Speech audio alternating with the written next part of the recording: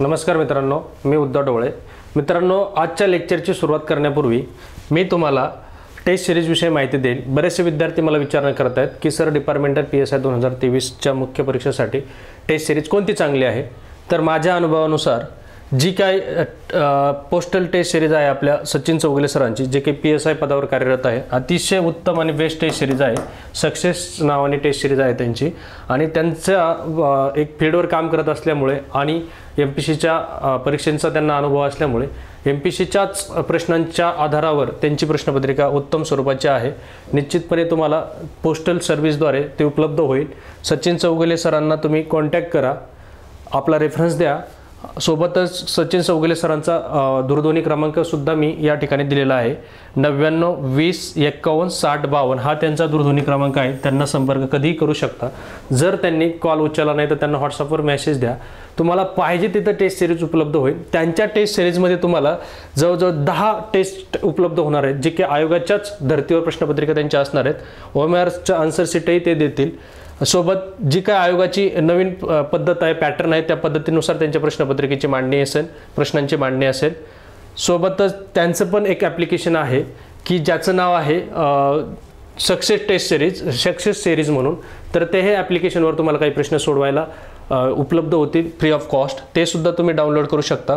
आणि सचिन चौगुले सरांना कोणत्याही बाबतीत तुम्हाला काही अडचण आली तर त्यांना पर्सनल मेसेज करू शकता. ते मार्गदर्शनही तुम्हाला करतील. परंतु त्यांच्या टेस्ट सिरीज अतिशय उत्तम आणि बेस्ट असणार आहे.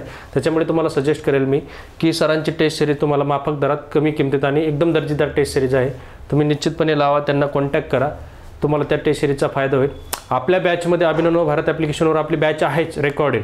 त्या बॅचमध्ये मी तुमचे कन्सेप्ट तर क्लिअर करतच आहे, सोबत तुम्हाला कलम लक्षात ठेवण्यासाठी ट्रिक्सही देत आहे, आणि सर्व लेक्चर पिक्चरल मेथडने, पिक्चरल पद्धतीने समजून सांगण्याचा प्रयत्न करत आहेत.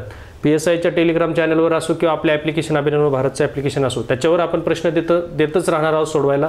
परंतु जर तुम्हाला आयोगाच्या धर्तीवर आत्तापासूनच जर प्रॅक्टिस करायची असेल आणि प्रश्नपत्रिका जर दर्जेदार कोणत्या असं जर मला विचारलं तर निश्चितपणे मी ह्या टेस्ट सिरीजची शिफारस तुम्हाला करेल. तर तुम्ही ते निश्चित मित्रांनाही रिकमेंड करा आणि स्वतःही त्याचं टेस्ट सिरीजचा लाभ घ्या. चला, आता आपण आपल्या लेक्चरची सुरुवात करूया. आज आपण प्रकरण 8 समजून घेणार आहोत, आणि प्रकरण 8 हे पूर्णपणे दत्तक विधानाशी संबंधित आहे. जसं की मी तुम्हाला सुरुवातीपासूनच सांगत आलो की हा कायदा खूप मोठा आहे. 112 कलमांचा आहे. टोटल 10 प्रकरणं आहेत आणि विषयावाईज प्रकरणं आहेत. आता हे प्रकरण 8 हे पूर्णपणे दत्तक विधानाशी संबंधित आहे. आणि दत्तक विधानासाठी आपल्याला हे माहिती आहे 1956चं जे हिंदू कोड बिल आणलं होतं, आणि त्या दत्तक विधानावरील कार्यवाहीवर ह्या अधिनियमाचा कोणताही परिणाम होणार नाही, ही बाब लक्षात असू द्या. आपल्याला कलम 56 मध्ये सविस्तर पाहायचंच आहे. हे दत्तक विधान कोणाचं होत असतं तर हे प्रकरण 8 टोटल कलमांचं विस्तार आहे 56 ते 73. तर दत्तक विधान कोणाचं होत असतं प्रकरण 8 मध्ये? जे मुलं अनाथ आहेत, लक्षात घ्या, जे मुलं अनाथ आहेत म्हणजे ज्यांना आई वडील कोणीच नाही आहे. सोबतच आता आपल्याला मागचा कलम 38 आठवायचा आहे. 38 कायदेशीर मोकळी केली वाट. कोणी वाट मोकळी केली तर समितीच्या जेव्हा लक्षात येतं की अशा बालकांना संगोपन करण्यासाठी त्यांचे आई वडील समजा काय असतील की विकलांग असतील, अक्षम असतील, मनोरुग्ण असतील किंवा मतिमंद असतील, अशाही आईवडिलांच्या पाल्यांचा कायदेशीर मुक्त असणारे बाबत, किंवा काही बालक असे असतात की आईवडील स्वतः सोडून देतात त्यांना कमिटीकडे की आम्ही यांना सांभाळू शकत नाहीत, असेही बालक आपण म्हणू शकतो. तसे त्यांना सरेंडर बालक असं म्हणू शकतो किंवा सरेंडर्ड चाइल्ड म्हणू शकतो. सोडलेली मुलं किंवा आपण त्याला काय म्हणू शकतो, परत केलेली मुलं स्वतःहून आईवडील त्यांना परत करत असतात. परत केलेली मुलं ज्यांना सरेंडर चाइल्ड म्हणतो, की स्वतः आई वडील त्या कमिटीकडे परत करत असतात. तो अपराध या ठिकाणी होत नाही, त्यांच्यावर कोणताही अपराध दाखल होत नाही, ही बाब लक्षात ठेवा. आणि सोडून दिलेले म्हणजे अबंडन, म्हणजे त्याग केलेली मुलं. आता हे सगळे माहिती आपल्याला मुलं म्हणजे काय त्याची व्याख्या आपण 12 मध्येच पाहिलेली, व्याख्या कलम 2 मध्ये, जे 18 वर्षाच्या आतील असतील, ज्यांना काळजी आणि संरक्षणाच्या गरजेसाठी ते आपल्याला व्याख्या करण्यात आलेली आहे. तर 3 प्रकारचे मुलं पाहतो. अनाथ, परत केलेले म्हणजे सरेंडर चाइल्ड, जे आई वडील स्वतः कमिटीकडे परत करतात. कमिटी त्यांना पूर्णपणे कलम 35 नुसार मोकळीक देतं. 2 महिने त्यांना विचार करण्यासाठी, पुनर्विचार करण्यासाठी वेळ देत असतं, समुपदेशन करत असतं. तरी त्यांना वाटतं नाही आम्ही मुलांना सांभाळू शकत नाही, तर तुम्ही त्यांचं दत्तक विधान घडून आणा किंवा तुम्ही सांभाळा, सांभाळा किंवा एखाद्या संगोपन संस्थेत पाठवा, मग ती समिती ठरवत असते. 38 नुसार ते समिती काय करत असते, कायदेशीर मुक्त करत असते. त्यांना कायदेशीर मुक्त असणारे बालक असं घोषित करतं. आफ्टर दॅट मग स्पेशल अडॉप्शन एजन्सीकडे ते बालकांची यादी जाते आणि मग स्पेशल अडॉप्शन एजन्सी जे आलेले अर्ज असतात त्या अर्जांचा विचार करून ते पात्र पालकांकडे बालकाचं दत्तक विधान घडून आणत असतं. आता ती प्रक्रिया सगळी आपल्या प्रकरणामध्ये सविस्तर पाहिजे. आणि त्याग केलेली मुलं म्हणजे अबंडन चाइल्ड म्हणजे काय, स्वतः आई वडिलांनी कुठेतरी सोडून दिलेले असतात उघड्यावर म्हणा, किंवा समजा आपण पाहू शकतो की काही भावनिक सामाजिक काही जे बंधनं त्यांच्यावर आलेले असतात, जसं की बलात्कार लैंगिक अत्याचारातून एखादं पाल्य जन्माला आलेलं असेल तर ते पालक सांभाळू शकत नाहीत, किंवा ते अशा वेळेस कमिटीच्या स्वाधीन करतील किंवा ते सोडूनही देतील कुठं समजा उघड्या जागेवर, मंदिरात वगैरे, हॉस्पिटलला. तर अशा वेळेस ते काय केलं जातं, स्पेशल ज्युनियर पोलीस युनिट असेल, चाइल्ड वेलफेअर पोलीस असेल किंवा स्वतः बाल संरक्षक पथक असेल यांच्याशी संपर्क साधून त्या बालकाला स्वाधीन केलं जातं ज्याला कोणाला आढळून आलं, आणि मग त्या बालकाची व्यवस्था कमिटी करत असते कलम 38 नुसार.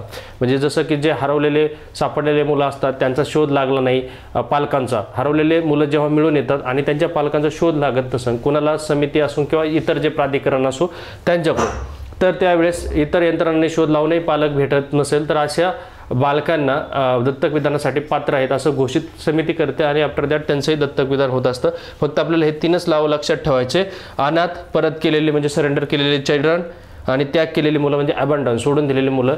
हे जे काही मुलं आहेत यांचं दत्तक विधान घडून आणण्यासाठी हे प्रकरण 8 आहे. प्रकरण 8 मिळाले यांना आईवडील थेट किंवा नवीन आईवडिलांशी मिळणार त्यांना नाही का गाठभेट असंही म्हणू शकतो. प्रकरण 8 नवीन आईवडिलांशी गाठभेट किंवा दत्तक पालकांशी गाठभेट, प्रकरण 8 असंही तुम्ही ट्रिक्स लक्षात ठेवू शकता. दुसरी बाब की हे प्रकरण कशासाठी आणण्यात आलं की आपण ज्यावेळेस पाहिलं प्रकरण 2 कलम 3 मध्ये की जे काही 16 मार्गदर्शक तत्त्वे पाहिले त्यात सुद्धा आपण पाहिलं की बालकाला कुटुंबाचा अधिकार आहे, आणि हे जे काही बालक आहेत त्यांना आईवडील नाही आहेत किंवा त्यांच्या आईवडिलांनी त्यांना सोडून दिलेलं आहे किंवा त्यांचे आईवडील त्यांना मिळत नाही आहेत, तर अशा बालकांना एक कुटुंबाचा अधिकार, हक्क आहे आणि तो त्यांना द्यायचा आहे. या हेतूने हे प्रकरण आहे, ह्या हेतूने हे प्रक्रिया आहे दत्तक विधान.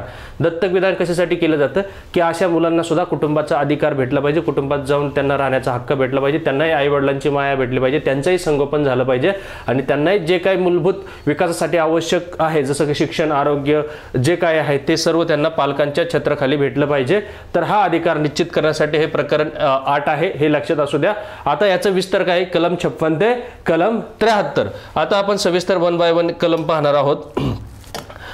जसं की कलम 56 किंवा कलम 5-6 त्याला नवीन आईवडील मिळाले पहा, अशी ट्रिक्स लक्षात ठेवू शकतो. कलम 5-6 त्याला नवीन आईवडील मिळाले पहा. आता दत्तक विधान मी तुम्हाला आधीच सांगितलं, दत्तक विधान कशासाठी केलं जातं, जे की सोडून दिलेले मुलं असतील किंवा जे अनाथ असतील किंवा जे परत केलेले मुलं असतील, सोडून दिलेली वेगळी आणि परत केलेली वेगळी. सोडून दिलेले म्हणजे दुसरीकडे कुठेतरी सोडून दिलेली, त्याग केलेली, आणि परत केलेले म्हणजे कमिटीकडे आणून दिलेत की त्याच आईवडिलांनी की आम्ही आता सांभाळू शकत नाही, आम्ही मतिमंद आहोत किंवा आम्ही सक्षम नाही आहेत, आम्ही काय आजारी असतो, आमचाच खर्च आमच्या आरोग्यावर हे नाही, बालकाचं संगोपन आम्ही करू शकत नाही, तर समितीला सांगितलं जातं, समिती म्हणजे चाइल्ड वेलफेअर कमिटीला सांगितलं जातं की तुम्ही सांभाळा पूर्व. तर असे सोडून दिलेले आणि अनाथ आणि परत केलेली असे हे परत केलेली सोडून दिलेल्या अनाथ मुलांसाठी दत्तक विधान कशासाठी केलं जातं की त्यांना त्यांचा कुटुंबाचा हक्क निश्चित करण्यासाठी ही प्रक्रिया केली जाते. आणि हे दत्तक विधान होत असताना जे काही आपला हिंदू दत्तक किंवा हिंदू दत्तक निर्वाह अधिनियम जो आहे 1956 त्याच्यानुसार जे काही दत्तक विधान झालं असेल त्याच्यावर ह्या अधिनियमाचा परिणाम होणार नाही, हे एक बाब लक्षात ठेवा. आणि ह्या दत्तक विधान जे काय आहे प्राधिकरण आपल्याला पुढे पाहिजे.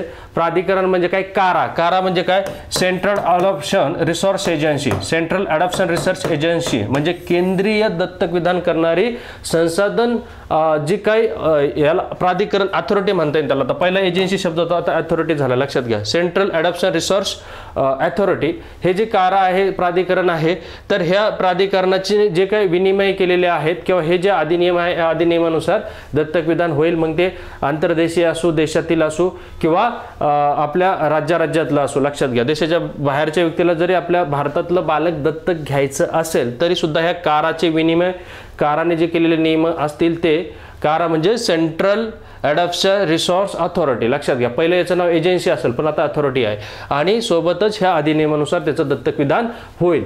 आणि हे जे दत्तक विधानाला अंतिम मान्यता, अंतिम आदेश कोण देत असतं, DM. आता तुम्ही म्हणा डीएम म्हणजे डिस्ट्रिक्ट मॅजिस्ट्रेट का, तर आपण ऑलरेडी व्याख्या कलम 2 मध्ये आपण त्याची व्याख्या पाहिलेली आहे. डीएम म्हणजे ॲक्च्युली जिल्ह्याचे डिस्ट्रिक्ट मॅजिस्ट्रेट होत नाही, तर ते अतिरिक्त जिल्हा दंडाधिकारी नावाच्या व्यक्तीला किंवा पदाच्या व्यक्तीला, अतिरिक्त जिल्हा दंडाधिकारी पदाच्या व्यक्तीला त्या ठिकाणी डीएम हा मेन्शन केलेला आहे. त्या व्यक्तीचं काम काय असतं, जसं की स्पेशल ॲडॉप्शन एजन्सीकडून काही अर्ज येतात की बाबा ह्या व्यक्तीला आम्हाला पात्र पालक दिसून आलेला आहे, त्याला आम्हाला असं बालक दत्तक द्यायचं आणि त्यांनी मान्य केलेलं आहे की बालक आम्ही दत्तक घेणार आहोत. मग अशा वेळेस अंतिम आदेश किंवा जो आदेशाला मान्यता किंवा आदेश काढत असतं किंवा त्या प्रकरणाला अंतिम मान्यता कोण साहेब देत असतात, डीएम साहेब देत असतात. समजा डीएमच्या मान्यतेशिवाय, डीएम म्हणजे काय, अतिरिक्त जिल्हा दंडाधिकारीच लेवलची व्यक्ती असते, फक्त त्यांना या कायद्यात तुम्ही 21A मध्ये जेव्हा मी तुम्हाला व्याख्या कलम 2 मध्ये सांगितलं त्याच वेळेस क्लिअर केलेलं आहे. अतिरिक्त जिल्हा दंडाधिकारी म्हणजे ॲडिशनल डीएम लेवलची व्यक्ती डीएम म्हणून या ठिकाणी मेन्शन असतात, ते हे प्रकरण पाहत असतात.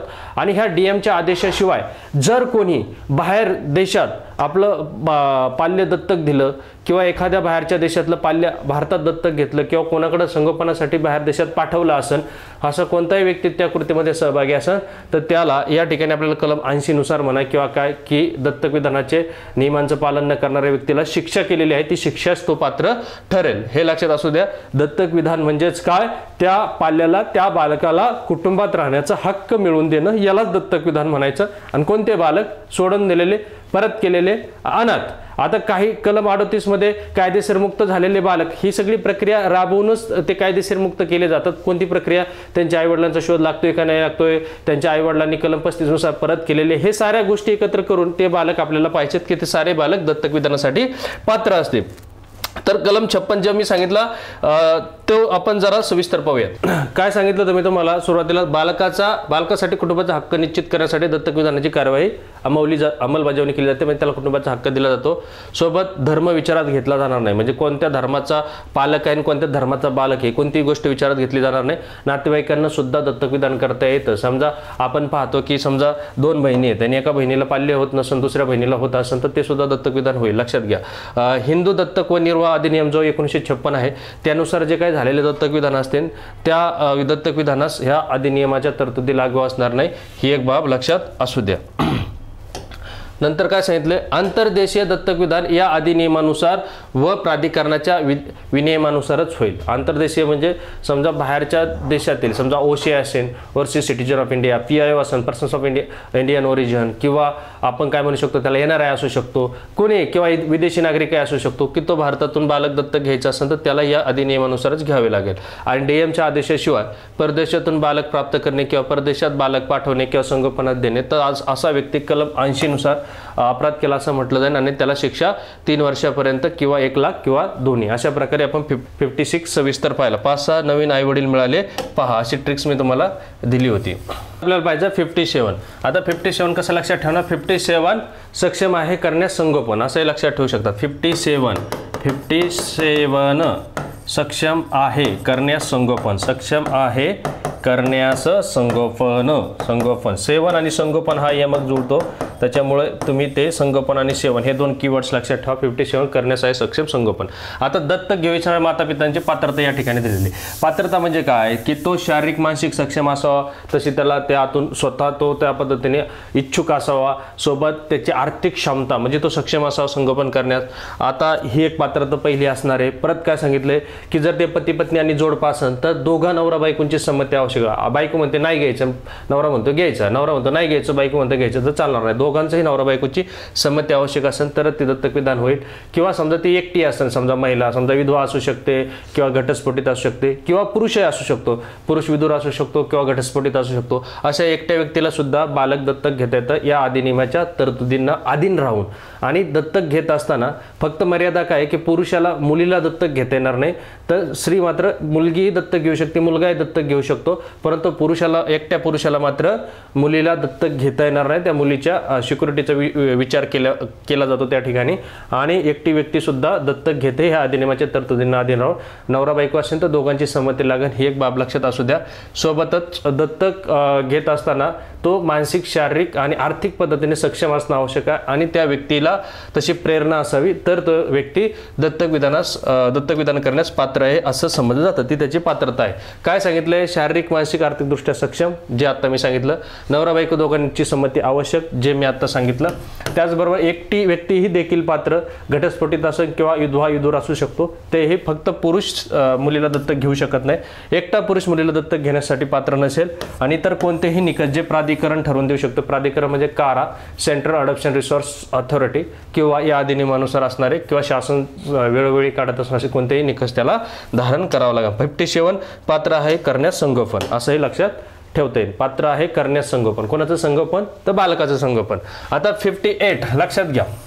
आता हे लक्षात कसं ठेवायचं, भारतात राहणाऱ्या आणि बालकास दत्तक घेऊ इच्छिणाऱ्या माता पित्यांसाठी दत्तकाची कार्यपद्धती. भारतात राहणाऱ्या आणि बालकास दत्तक घेऊ इच्छिणाऱ्या माता पित्यांचे म्हणजे पालक पण भारतातलेच आणि पाल्य पण भारतातलेच, म्हणजे जे बालक आहेत ते भारतातलेच असणारे आणि जे दत्तक घेणारे भावी माता पिता ते पण भारतातलेच असणार आहेत. त्याच्यामुळे याला आंतरदेशीय दत्तक विधान म्हणता येणार नाही. आंतरदेशीय आपल्याला पाहिजे पुढं.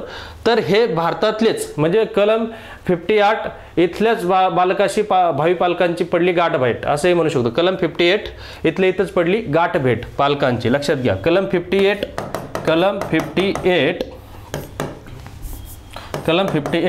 इथल्या इथेच पडली गाठभेट. इथल्या इथेच पडली गाठभेट. कोणाची गाठभेट पडली?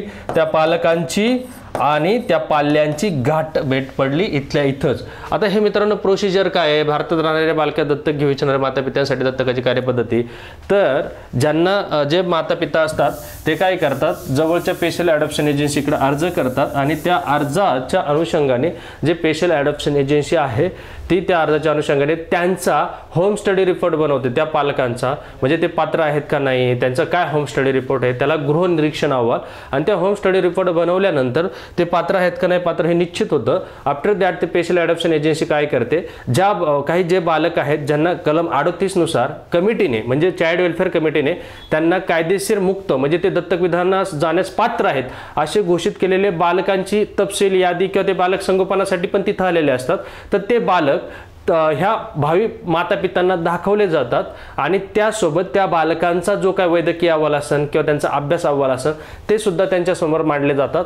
आणि ह्या पालकांनी भावी माता पित्यांनी ज्यावेळेस स्वीकृती दिली जाते की आम्हाला हा मुलगा पसंत आहे आणि ह्या मुलाचा आम्हाला अभ्यास अहवाल म्हणा वैद्यकीय अहवाल पण आम्ही मान्य करतो. आफ्टर दॅट काय होतं की मग तात्पुरता प्री अडॉप्शन जे काय संगोपन असतं त्या संगोपनासाठी त्या यांना दिलं जातं. त्या भावी माता पित्याकडे त्या बालकाला सुपूर्त केलं जाऊ शकतो. स्वीकृती होते परंतु अंतिम आदेश किंवा फायनल आदेशसाठी ते स्पेशल ॲडॉप्शन एजन्सी विशेष दत्तक जी विशेषीकृत दत्तक संस्था जी असते ते काय करते, DM साहेबांकडे ते पुढे अर्ज फॉरवर्ड करते. DM साहेब 2 महिन्यात निर्णय घेतात आणि DM साहेबांनी ज्यावेळेस अंतिम आदेश काढला जातो की हे दत्तक विधान मान्य झालेलं आहे आणि मग त्याची प्रमाणित प्रत ह्या माता पित्यांना दिली जाते आणि दत्तक विधान पूर्ण होतं. म्हणजे हे दत्तक विधान पूर्ण होण्याची प्रक्रिया 4 महिन्यात व्हावी याची खात्री कोणी करायची असते, स्पेशल ॲडॉप्शन एजन्सीनी करायची असते. ही बाब लक्षात ठेवा. आणि DM साहेबांकडे ज्यावेळेस प्रकरण येईल तेव्हा DM साहेबांनी 2 महिन्यात ती निकाली काढायचं असतं. DM म्हणजे काय 21 मध्ये त्याची व्याख्या आहे, व्याख्या कलम 2. तर ते DM साहेब काय करतील 2 महिन्यात म्हणजे टोटल 4 महिन्याच्या आत हे प्रकरण मार्गी लागलं पाहिजे. म्हणजे भारतात राहणारा व्यक्ती मग तो कोणत्याही धर्माचा असो, नातेवाईक असला तरी जमतोय, काय विषय नाहीये.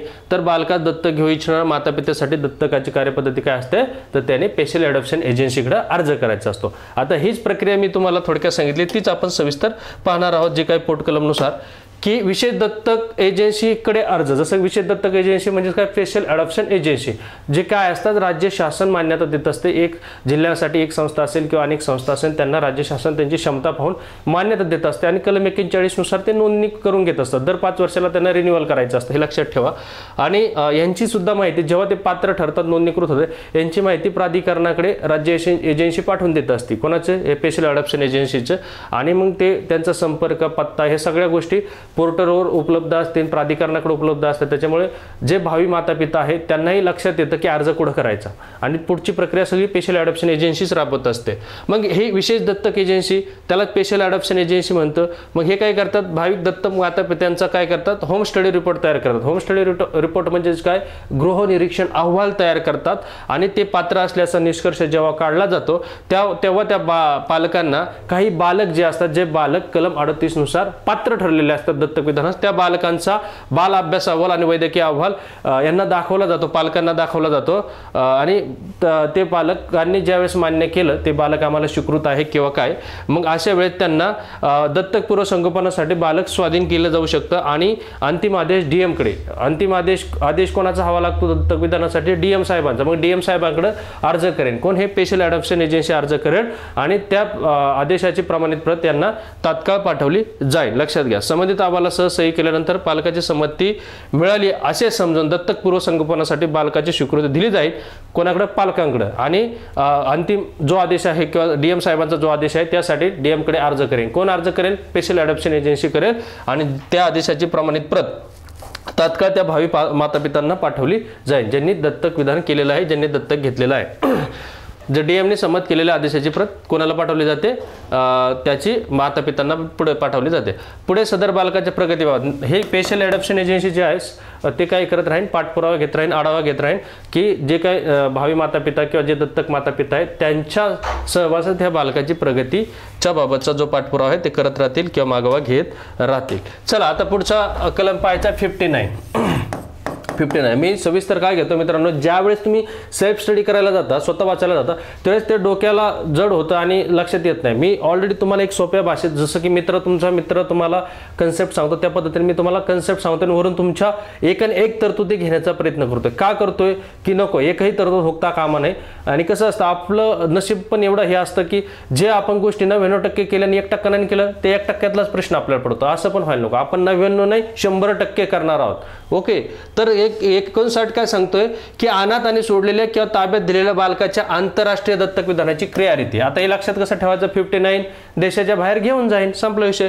59 देशाच्या बाहेर घेऊन जाईन, देशाच्या बाहेर घेऊन जाईन. कलम 59 देशाच्या बाहेर घेऊन जाईन. याची प्रक्रिया काय असते?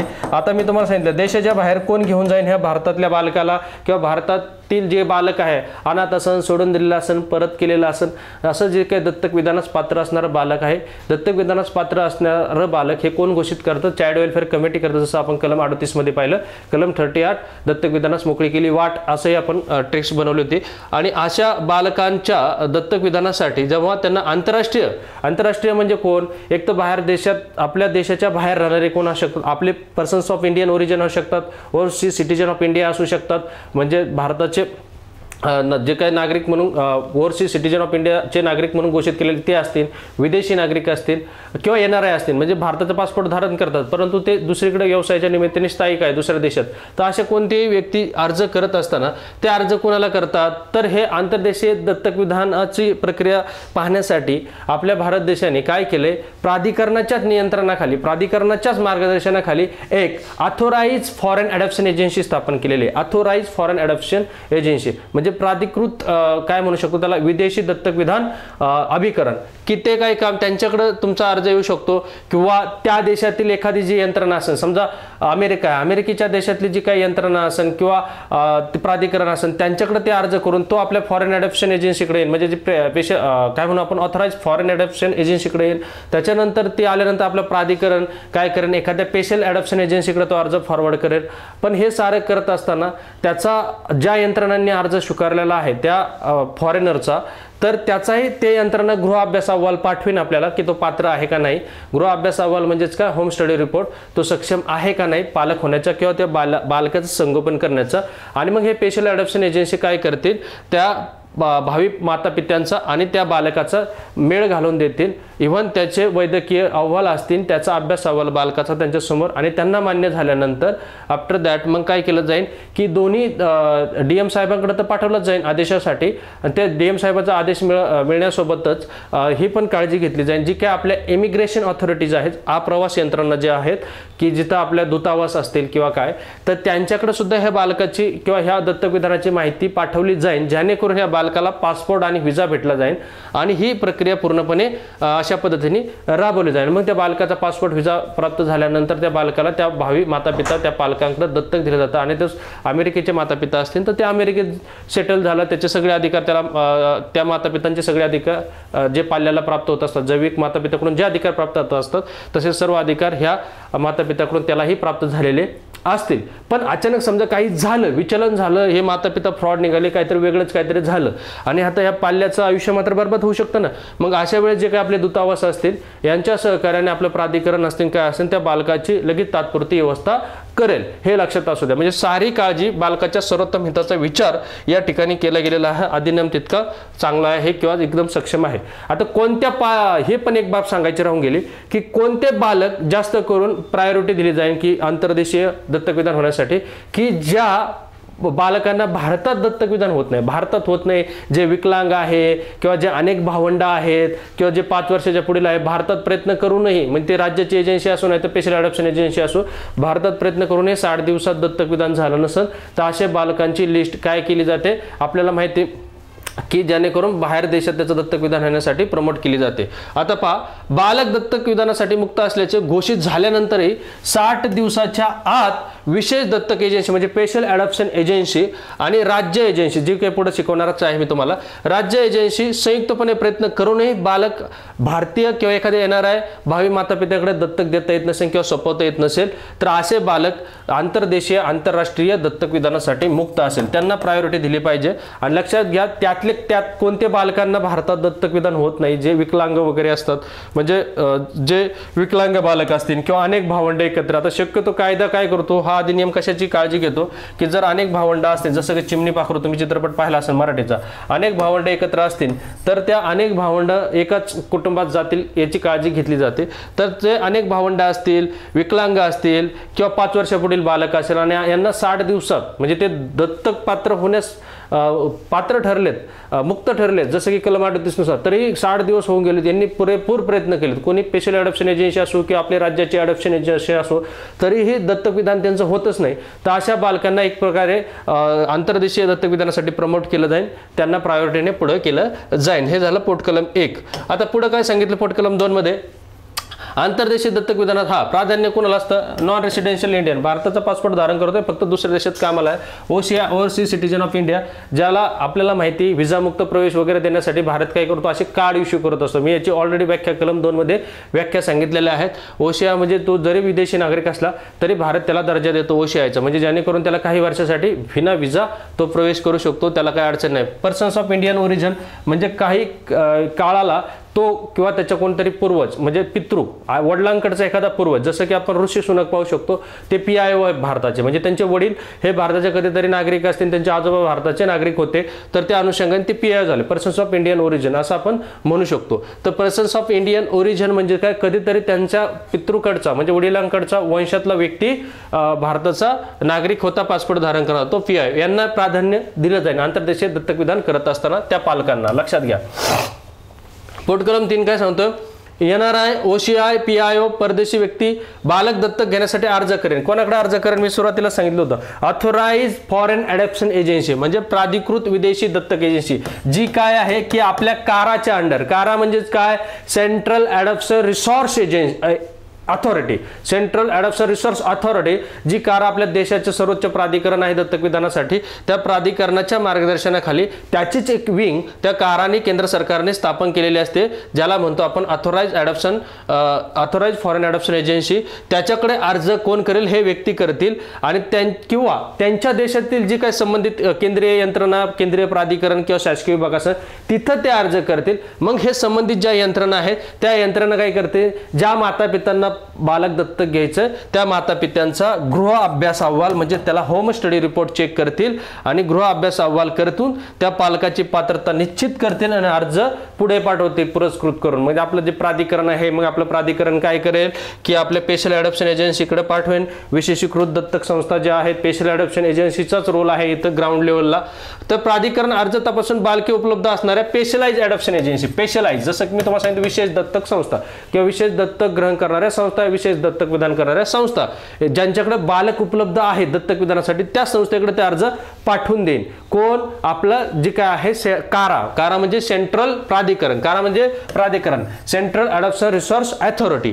आफ्टर दॅट काय होईल की मग त्या पालकाची गाठ भेट किंवा घालून देईन. कोण, हे आपले स्पेशलाइज अडॉप्शन एजन्सी गाठ भेट घालून देईन पालकांशी. त्या बालकांचा काय वैद्यकीय अहवाल असेल, त्या बालकांचा अभ्यास अहवाल त्यांच्या समोर मांडेन, त्या बालकांनाही दाखवून देईन आणि त्या पालकांना ते बालक पसंत पडले आणि मग त्यानंतर मग काय केलं जाईल, DM कडे आदेशासाठी अर्ज केला जाईल. DM 2 महिन्यात तो अर्ज निकाली काढत असतात.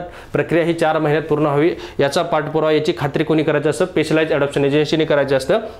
आणि मग DM साहेबांचा ज्या वेळेस आदेश येतो त्या आदेशाचे प्रत तात्काळ, आता हे फॉरेनचे मग फॉरेन अडॉप्शन जी काही आपण पाहिले, फॉरेन अडॉप्शन एजन्सी म्हणजे कोणती अथॉराइज फॉरेन अडॉप्शन एजन्सी असेल, आपली कारा असेल, आपली राज्याची एजन्सी असेल, हे कोणत्याही यंत्रणा असेल आणि स्वतः ते माता पिता असेल, यांच्याकडे तात्काळ त्या DMच्या आदेशाची प्रत पाठवली जाते. सोबतच जे इमिग्रेशन ऑथॉरिटी आहे, ज्या आप्रवास यंत्रणा आहेत जसं की दूतावास वगैरे आपल्या, त्यांच्याकडूनही त्या फॉरेनच्या संबंधित आपल्याला करायचं असेल तर पासपोर्टसाठी, विजासाठी त्या ठिकाणी ते माहिती पाठवायची असते, लक्षात घ्या.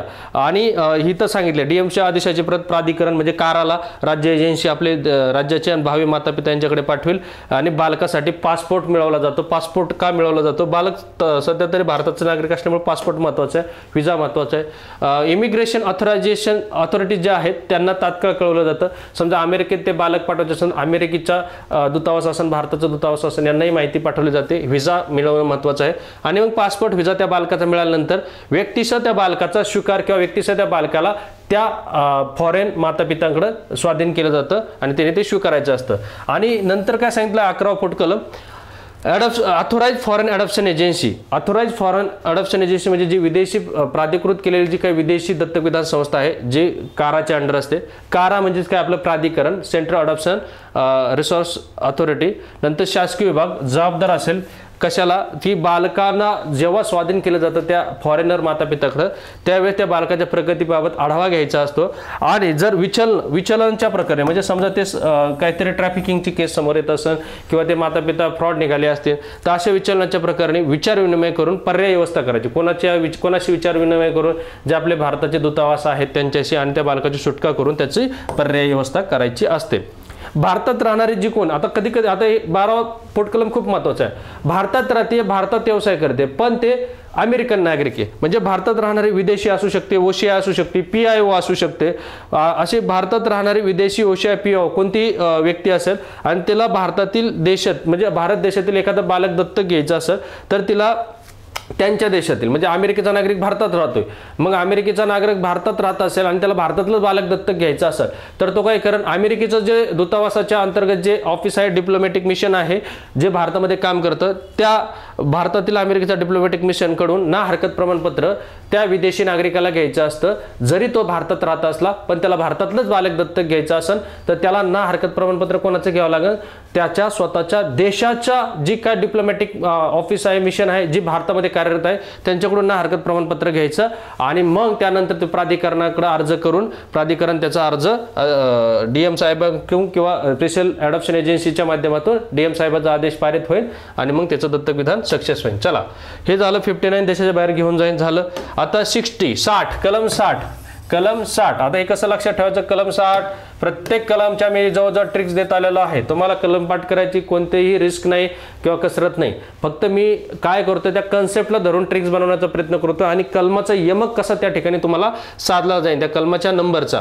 नात्यामध्ये झालेल्या आंतरराष्ट्रीय दत्तक विधानाची क्रियारीती नात्यामध्ये आणि शिवाय आंतरराष्ट्रीय. समजा आंतरराष्ट्रीय म्हणजे कसं, समजा आता ऋषी सुनक हे काय आहेत, ब्रिटनचे आपण म्हणू ब्रिटनचे पंतप्रधान आहेत, समजा त्यांच्या नाते कोणीतरी असणारच आहेत ना भारताची, भारताचा पासपोर्ट धारण करतात किंवा भारताचे नागरिक आहेत, त्यांचे चुलते असतील किंवा कोण पार आजोबांच्या काळातले असतील आणि त्यांना वाटलं नाही आपल्या नात्यातलंच मला घ्यायचंय किंवा त्यांच्या सासरवाडीच्या वतून कोणीतरी एखादं दत्तक घ्यायचं असं त्यांना वाटलं, सासरवाडी पण त्यांची भारतातलीच समजा, तर आंतरराष्ट्रीय दत्तक विधानाची क्रियारीती करत असताना मग कलम 60 ची प्रक्रिया राबवायची. जर त्याला नातेवाईक त्याचे भारतात आहेत आणि भारतीय आहेत आणि त्यांच्यातून पाल्य त्यांच्यातलंच बालक त्यांना दत्तक घ्यायचं, परंतु हा आता मात्र परदेशात आहे, मग तो ओशिया असू शकतो, NRI असू शकतो किंवा PIO असू शकतो किंवा तो डायरेक्ट आता दुसऱ्या देशाचा पासपोर्ट धारण करतोय, तर अशा वेळेस नात्यामध्ये दत्तक विधान व्हायचं असतं. परंतु जो दत्तक विधान करून घेणार आहे किंवा जो दत्तक माता पिता आहे, जो भावी माता पिता आहे, तो मात्र दुसऱ्या देशाचा आहे. तर कलम 60 दाखवली बाळाला देशाबाहेरची वाट धरून भावी माता पित्यांचं बोट, असंही ट्रिक्स लक्षात ठेवू शकतात. म्हणजे कोणाचं बोट दिलं त्याच्या हातात, तर भावी माता पित्याचं जी देशाच्या बाहेर दाखवलं वाट धरून नवीन भावी माता पित्याचं बोट, असंही तुम्ही ट्रिक्स लिहून घेऊ शकता. बोट धरून म्हणजे आई वडिलांचंच बोट धरतो आपण, भावी माता पित्यांचं बोट धरून तो देशाच्या बाहेर धरली त्यांनी वाट, असंही ट्रिक्स तुम्ही लक्षात पकडू शकता. म्हणजे असं घ्या, कलम 60 नातेवाईकाचं धरून बोट देशाबाहेरची दाखवली त्याला वाट, म्हणजे त्याचे माता पिता, लक्षात घ्या. अशी ट्रिक्स तुम्ही पकडू शकता, लिहून घेऊ शकता. ट्रिक्स थोड्या विनोदी असतील किंवा गमतीशीर असतील, काही नाही लॉजिकल वाटत असतील, परंतु आपल्याला कलम लक्षात ठेवणं हे महत्त्वाचं आहे. तर या ठिकाणी काय केलं जातं, ना हरकत प्रमाणपत्र प्राधिकरणाकडून मिळवावं लागतं. मग अर्ज कोणीही करू शकतो. अर्ज कोण करेल, जे जैविक माता पिता आहेत जे भारतातले तेही करू शकतात, किंवा ज्याला घ्यायचे जे अमेरिकन आहे विदेशी आहेत तेही अर्ज करू शकतात. जेव्हा ना हरकत प्रमाणपत्र त्यांना प्राधिकरणाकडून म्हणजे आपल्या काराकडून प्राप्त होईल, आफ्टर दॅट पुढची प्रक्रिया पूर्ण होईल. आता सविस्तर पाहू. विदेशातील व्यक्ती भारतातील नातेवाईकाकडून दत्तक विधान करणार असेल, लक्षात घ्या, दत्तक घेणार असल्यास डीएम कडून आदेश मिळवेल आणि प्राधिकरणाकडून ना हरकत प्रमाणपत्र, प्राधिकरण म्हणजेच काय, कारा, सेंट्रल अडॉप्शन रिसोर्स अथॉरिटी, प्राधिकरणाकडून ना हरकत प्रमाणपत्रासाठी अर्ज करेल. म्हणजे दोघांपैकी कोणीही अर्ज करेल. जैविक माता पिता करतील की नाही आमचे त्या मामाचं पोरग आहे त्याला द्यायचं आहे आम्हाला, किंवा तो स्वतः जो परदेशी नागरिक आहे तोही करू शकतो. असं त्यांनी अर्ज केल्यानंतर प्राधिकरण त्यांना ना हरकत प्रमाणपत्र देईल, मग त्या डीएम प्रमाणपत्र देईल. त्याचबरोबर डीएम कडून आदेश मिळाल्यावर माता पिता आणि भावी माता पिता अर्जानुसार प्राधिकरणाचं हे लक्षात घ्या. डीएम कडून आदेश मिळाल्यानंतर काय होईल की जे काही माता पिता असतील जैविक किंवा जे भावी माता पिता असतील त्या अर्जानुसार प्राधिकरण त्यांना ना हरकत प्रमाणपत्र देत असतं. आणि ते ना हरकत प्रमाणपत्र दिल्यानंतर देण्याच्या वेळेस त्यापूर्वी प्राधिकरण काय करेल, ना हरकत प्रमाणपत्र देण्यापूर्वी प्राधिकरण काय करेल, इमिग्रेशन जे अथॉरिटी आहे, आप्रवास यंत्रणा, जसं की भारतीय दूतावास आणि अमेरिकेचा दूतावास जे काय असेल त्या दूतावासांना माहिती कळवेल, जेणेकरून पुढचं पासपोर्ट आणि व्हिसाचं पण काम लवकरात लवकर सोपं होतं. तर भावी माता पिता स्वीकार करतील. जैविक माता पिता आणि भावंडे जर असतील, जैविक माता पिता आणि भावंडे यांची जेव्हा जेव्हा इच्छा होईल तेव्हा संपर्क होण्यासाठी पूर्णपणे संधी दिली पाहिजे. कोणी, त्या दत्तक झालेले माता पिता किंवा भावी माता पितांनी. हे लक्षात ठेवा. प्रक्रिया अगदी सोपी, अवघड काहीच नाहीये. काय सोपी आहे, कोणत्या तरी नातेवाईकाचा जो की बाहेरच्या देशात आहे आणि त्याची इच्छा असते की मला भारतातलं बालक दत्तक घ्यायचं, पण तो नातेसंबंधातला आहे, अशा वेळेस जैविक माता पिता अर्ज करतील, नाहीतर तो अर्ज करेल. कशासाठी, ना हरकत प्रमाणपत्रासाठी. कोणाकडे, काराकडे. सोबतच दंडाधिकाऱ्याकडे आदेश मिळवण्यासाठी अर्ज केला जातो, लक्षात घ्या. आणि हे सारं होत असताना इमिग्रेशन अथॉरिटीला कळवलं जातं. इमिग्रेशन अथॉरिटींना कळवणं गरजेचंच आहे, कारण ते बालकाला आपल्याला देशाच्या बाहेर पाठवायचं असतं. मग त्याचा पासपोर्ट, व्हिसा असून किंवा देशाच्या बाहेर पाठवून जर त्या बालकाला काही समस्या निर्माण झाली त्यांच्याशी कोऑर्डिनेशन करून त्या बालकाची सुटका करावी लागते, पर्यायी व्यवस्था करावी लागते. आणि ह्या ज्या वेळेस तो अमेरिकेत जाणार आहे किंवा बाहेर जाणार आहे, त्याचे जे काही त्याचे जे काही पहिल्या माता पिताचे जैविक माता पिता किंवा भावंडे असतात त्यांना भेटण्यासाठी याची व्यवस्था त्या भावी माता पितांनी करायची असते. समजलं. कलम 60 नातेवाईकांचं धरलं बोटं धरली त्यांनी देशाच्या बाहेरची वाट, दत्तक विधान झालं, असं लक्षात ठेवा. कलम 60. आता कलम 61 लक्षात घ्यायची ट्रिक्स. 61 दत्तक विधान कार्यवाही निकाल काढण्याची क्रियारीती. 61 डीएम साहेबांनी केले इन कॅमेरा चेक. डीएम साहेबांनी 2 महिन्यात आदेश पारित करायचा असतो, इन कॅमेरा चेक करायचा असतो. सोबत डीएम साहेबांनी काय खात्री करायची असते की बालकाचं दत्तक विधान हे बालकाच्याच कल्याणासाठी होतंय का. बालकाचं दत्तक विधान होत असताना बालक जर समजदार असेल, त्याचं समज, त्याची इच्छा विचारात घेतली आहे का, या साऱ्या गोष्टी डीएम साहेबांनी विचारात घ्यायचं असतं. आणि डीएम साहेबांनी ही पण गोष्ट विचारात घ्यायची असते की इथं समजा जे काही दत्तक विधानासाठी लागणारा शुल्क असेल, बालसंगोपनासाठी लागणारा खर्च असेल, हा सोडून इतर कोणतीही ही रक्कम दिली गेली नसलेली पाहिजे. म्हणजे भावी दत्तक माता पिता समजा एखाद्या गरीब भारतीयाला सांगतात की तुम्हाला 10 लाख देऊ, 20 लाख देऊ, तुमचे पाल्य आम्हाला दत्तक द्या, असं कुठं व्यवहार होताना जर दिसला तर डीएम साहेब त्यांच्या कारवाई करेल. तसं करता येणार नाही, हे लक्षात ठेवा. आणि ही जी काही कार्यवाही आहे दत्तक विधानाची, ती डीएम साहेबांकडे जेव्हा प्रकरण येईल तेव्हा डीएम साहेब 60 दिवसात किंवा 2 महिन्यात निकाली काढतीलच, परंतु अतिशय गुप्तपणे ही प्रक्रिया चालणार आहे. म्हणजे अर्ज स्पेशल ॲडॉप्शन एजन्सीकडे जातो. स्पेशलाइज ॲडॉप्शन एजन्सी म्हणजे विशेषीकृत दत्तक विधान संस्था, त्यांच्याकडे अर्ज जातो. तिथून जवळजवळ सगळी प्रक्रिया व्हायला 4 महिन्यात करून घ्यायची असते. आणि ही जी काही प्रक्रिया होत असते दत्तक विधानाची, ती पूर्णपणे गुप्तपणे होणं गरजेचं आहे. इन कॅमेरा म्हणू आपण. म्हणजे हे प्रकरण झालं इन कॅमेरा चेक. कलम 61 अशी ट्रिक्स तुम्ही लक्षात ठेवू शकता. आणि हे दत्तक विधानाची कार्यवाही होत असताना डीएम साहेबांनी म्हणजे जे कोण हे आहेत त्यांनी काय काळजी घेतली पाहिजे की बालकाची इच्छा, बालकाचा समज, बालकाचं कल्याण हे सुद्धा विचारात घेणं गरजेचं आहे. सविस्तरपणे पाहू आपण जे काही पॉईंट आहेत ते, की डीएम आदेश काढण्यापूर्वी खात्री करेल की दत्तक विधान बालकाच्या कल्याणासाठी होत आहे का. दुसरं काय, बालकाचे वय, समज, इच्छा याला डीएम साहेबांनी महत्त्व दिलं पाहिजे. बालकाची इच्छा आहे का त्या पालकाकडे जाण्याची, बालकाला अमेरिका आवडतं का, विचारलं जाईल ना तेव्हा, नाही मला अमेरिका नाही आवडत, मला भारतातच राहायचं, मी भारतीय आहे, मला माझ्या देशावर प्रेम करायचे, तर त्याची इच्छा विचारात घेतली पाहिजे. दत्तक विधानाचा जो काही शुल्क आहे, सेवाचा जो आकार आहे, कर आहे किंवा संगोपन निधी जे बालकासाठी गरजेचं आहे, ह्या गोष्टी सोडून इतर कोणतीही रक्कम दिली गेली जाणार नाही. दिली गेली तर ते दत्तक विधान होणार नाही, लक्षात ठेवा. दुसरा सगळ्यात महत्त्वाचा पोटकलम काय सांगतो, कार्यवाही इन कॅमेरा. इन कॅमेरा म्हणजे गुप्त पद्धतीने झाली पाहिजे, गुप्त पद्धतीने, म्हणजे तर कोणत्या बोपाटात चर्चा वगैरे नको आणि गुप्तपणे झाली पाहिजे. आणि दाखल झाल्यानंतर डीएम 2 महिन्यात निकाली काढेल. डीएम साहेबांकडे हे प्रकरण जेव्हा दाखल होईल तर डीएम साहेबांनी 2 महिन्यात निकाली काढायचं असतं. चला 62 कलम 62 लक्ष दो, कलम 62 लक्ष दो. कोणी लक्ष द्या, कालावधीवर लक्ष दो, कालावधीवर लक्षात घ्या, कालावधीवर. म्हणजे इथं आपण पाहिला आहे कायदा बालकांच्या संगोपनासाठी बालकाच्या सर्वोत्तम हिताचा विचार करून हा कायदा, जसं की आपण पाहिलं ज्युनियर जस्टिस बोर्डला सुद्धा 4 महिन्याचा कालावधी, कमिटीलाही 4 महिन्याचा कालावधी, ज्युनियर जस्टिस बोर्डला काही परिस्थितीत 2 महिने वाढून दिले गेलेत. परंतु समजा डीएम साहेबांकडे आलो, त्यांनी 2 महिन्यात निकाली काढायचं दत्तक विधानाचं प्रकरण. हे कालावधी का, कारण बालकाला शीघ्र न्याय मिळाला पाहिजे. शीघ्र न्याय मिळणं हे सुद्धा एक पर्पज आहे कायद्याचं. 62 कालावधीवर लक्ष दो. कोणी लक्ष द्यायचं कालावधीवर. आता तुम्हाला मी सुरुवातीला सांगितलं की जसं की स्पेशल अडॉप्शन एजन्सीने ही प्रक्रिया 4 महिन्यात राबवण्यासाठी पाठपुरावा करायचा, 4 महिन्यात ती राबवली गेली पाहिजे. किंवा काय होतं की समजा एखादी प्रक्रिया स्पेशल अडॉप्शन एजन्सीकडूनच राबवली जात नाही वेळेत कालावधीमध्ये, तर स्वतः हस्तक्षेप करतील. मग आपले कारा हस्तक्षेप करेल, राज्याची एजन्सी हस्तक्षेप करेल आणि ते कालावधीवर एक नियंत्रण आणण्याचा प्रयत्न करेल, जेणेकरून प्रकरण प्रलंबित राहता कामा नये. अन्यथा जर प्रकरण प्रलंबित राहिले, स्पेशलाइज अडॉप्शन एजन्सी लक्ष देत नाही प्रकरण, तर त्यावेळेस मात्र कारवाई करू शकतो. कोण कारवाई करेल, काराला तर अधिकारच आहे, सोबत त्यांना 50,000चा पण दंड ठोठावता येतो त्या स्पेशलाइज अडॉप्शन एजन्सीला. आणि किंवा वारंवार त्यांच्या कसूरपणा होत असेल तर ते संस्थेची मान्यताही काढून घेतली जाईल. अतिरिक्त कारवाईची आवश्यकता आणि अभिलेख निर्मिती म्हणजे काय सांगितलंय आता इथं, काय सांगितलं, हा जो अधिनियम आहे दत्तक विधानासाठी जरी पूर्ण नसेल किंवा काही अभिलेखाच्या संबंधित पूर्ण वाटत नसेल किंवा काही कारवाईचे नियम जे काही कारवाईचे नियम आहेत ते पूर्ण वाटत नसेल, तर जे कारा जे नियमन करेल केंद्र सरकारच्या मान्यतेने म्हणा किंवा केंद्र सरकार, ते सारे नियमानुसार करता येईल. समजा काही गोष्टी नाही आपल्याला पुरेपूर भेटल्या, समजा त्यातले अभिलेख काय असले पाहिजे, त्याची विनियम काय असले पाहिजे, कारा करेल आणि ते काराच्या नियमानुसार ते काम चालेल. 62 कालावधीवर लक्ष दो ही ट्रिक्स तुम्हाला दिलेली आहे, समजून घ्या आता सविस्तर.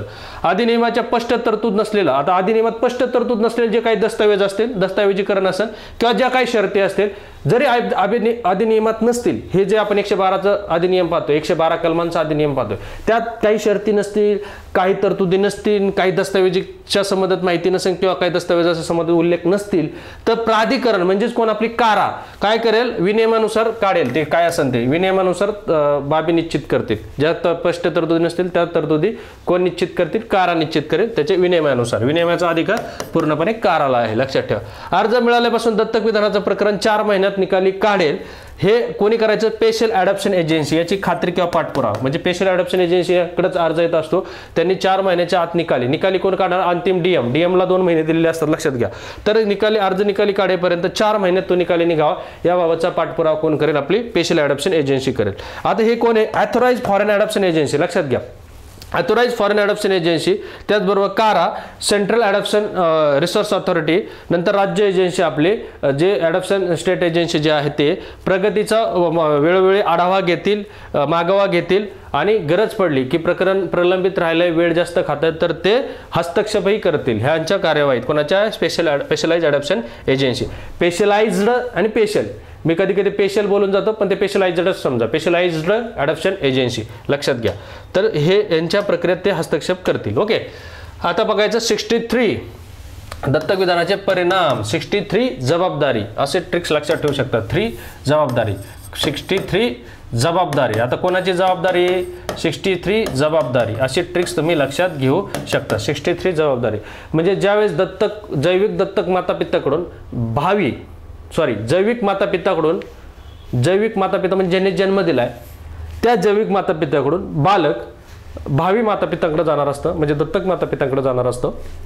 अशा वेळेस ज्यावेळेस दत्तक विधान होतं त्यावेळेस त्या जैविक मातापितापासूनचा सगळे हक्क किंवा जे काही जैविक मातापितांचे प्रॉपर्टी असेल किंवा जैविक मातापितांचे रिलेशन असेल, नातेसंबंध असतील, जबाबदारी असून तर सगळ्यातून त्या बालकाला मुक्त केलं जातं.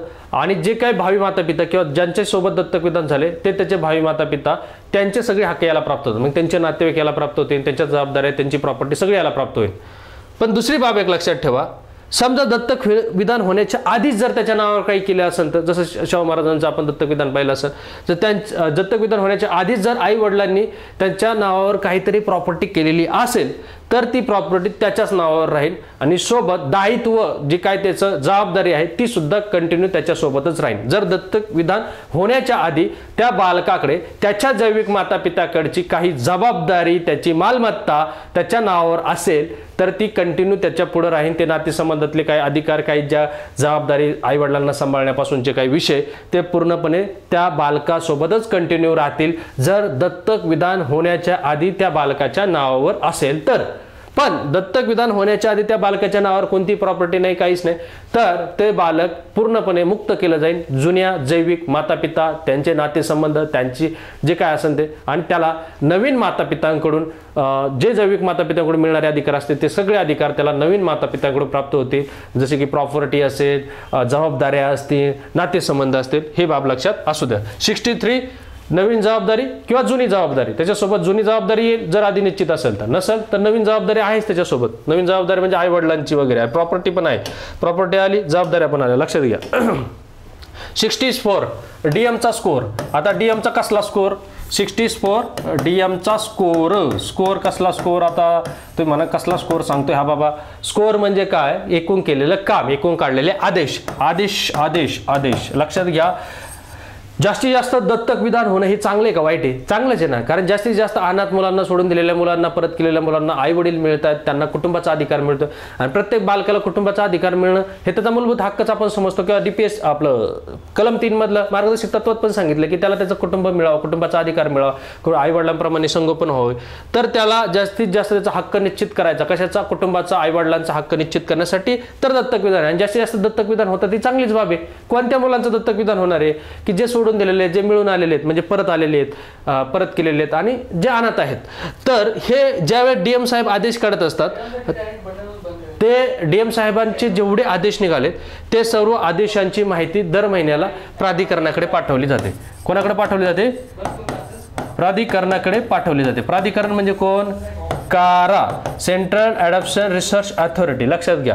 मग काराकडे पाठवला डीएमचा स्कोर. दर महिन्याला डीएमचा स्कोर काराकडे पाठवला जातो, जेणेकरून ती माहिती राहते किती दत्तक विधान झाले, किती नाही, किती अवेलेबल आहे, या साऱ्या गोष्टी त्यांच्याकडे राहतात. म्हणून 64 डीएमचा स्कोर पाठवला. डीएमचा स्कोर कोणाकडं? काराकडं.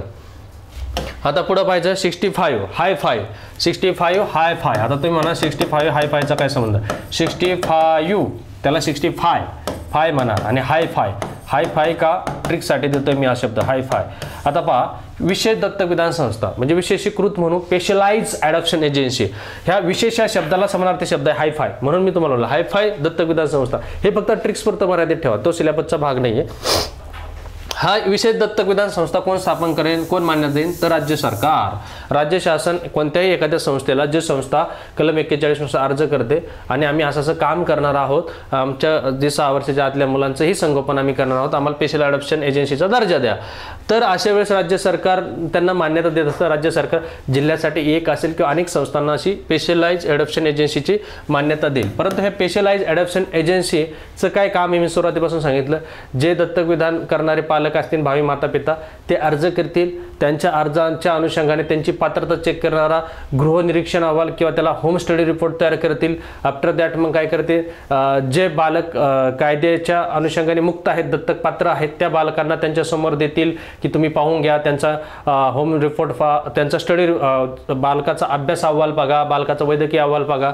आणि जेव्हा ते बालकाकडून स्वीकृती प्राप्त होती त्यानंतर मग त्यांच्या प्री अडॉप्शन केअरसाठी किंवा पूर्वसंगोपनासाठी ते बालकाला स्वाधीन केलं जाईल आणि अंतिम आदेशासाठी डीएमकडे पाठवलं जातं. कोणाकडून? ह्या स्पेशलाइज ॲडॉप्शन एजन्सीकडून. डीएम साहेब काय करतील, 2 महिन्यात निर्णय निकाली काढून ते आदेश यांच्याकडे पाठवून त्या आदेशाची प्रमाणित प्रत त्या भावी माता पित्यांना द्यायची असते. कोणी? हे स्पेशल अडॉप्शन एजन्सी. हे स्पेशल अडॉप्शन एजन्सीचं काम किती महत्त्वाचं आहे हे पहा. आणि हे स्पेशल अडॉप्शन एजन्सी ही ग्राउंड लेवलला काम करते. मी थोडक्यात हेच खरं तर काम करते दत्तक विधानाचा. आपण तसा विचार केला तर कारा वगैरे हे काय ते त्यांच्या वरच्या ऑथॉरिटीज आहेत, ते त्यांच्या निगराणीखाली देखरेखीखाली म्हणा.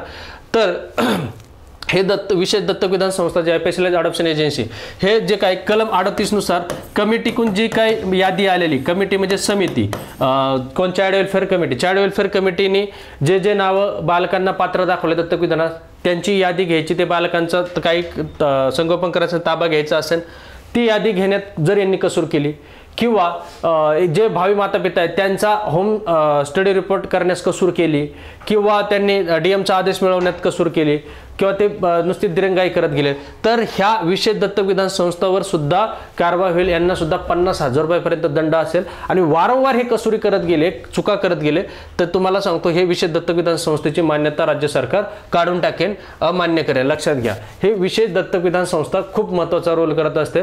ते कायदेशीर पात्र असणारे दत्तक विधानात त्या मुलांची यादी वेळोवेळी मागून घेईन किंवा कमिटी त्यांना सुचवेल, त्याचं पालन करायचं असतं. सोबत गृह अभ्यास अहवाल करायचा असतो कोणाचा, जे भावी माता पिता आहेत. सोबत डीएमचा आदेश त्यांना मिळवून द्यायचा असतो, लवकरात लवकर अर्ज करायचा असतो. जर त्यांनी दिरंगाई केली तर 50,000 पर्यंत दंड किंवा वारंवार चुका केल्या तर संस्थेची मान्यता सुद्धा काढून टाकली जाईल. सविस्तर पाहूयात.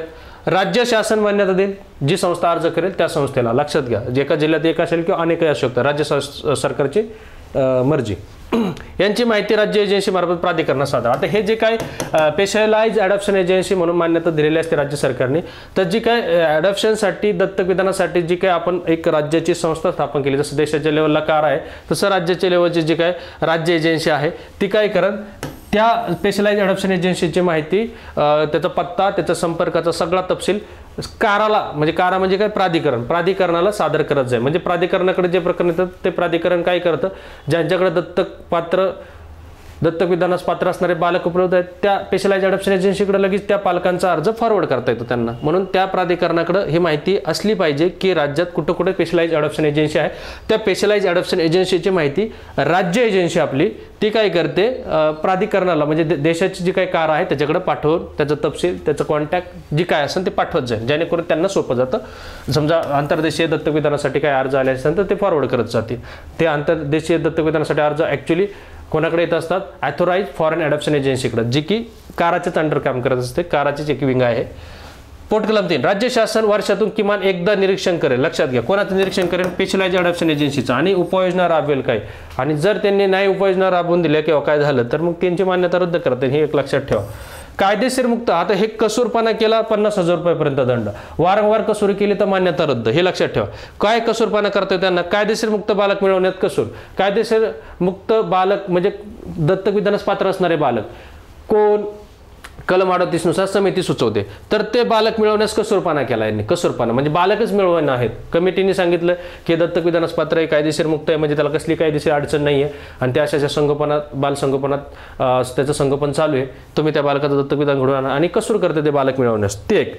आणि आवश्यक उपाययोजना करण्यास कसूर केल्या, ज्या काही आवश्यक उपाययोजना आहे अधिनियमानुसार, किंवा गृह अभ्यास अहवाल पूर्ण करण्यास कसूर केला. गृह अभ्यास अहवाल म्हणजे काय, एखाद्या भावी माता पितांनी अर्ज केला की आम्हाला दत्तक विधान करायचे, आम्हाला बालक पाहिजे दत्तकासाठी, आणि त्या पात्रता ठरवणारा जो अहवाल असतो कुणाचा, त्या भावी माता पितांचा, तर तो गृह अभ्यास अहवाल, त्याला गृहनिरीक्षण अहवाल म्हणतात, तो पूर्ण करण्यास कोणाचं काम असतं, तर ह्या स्पेशलाइज अडॉप्शन एजन्सी, ते जर ते कसूर करत असेल तर त्यांना 50,000 रुपयापर्यंत दंड.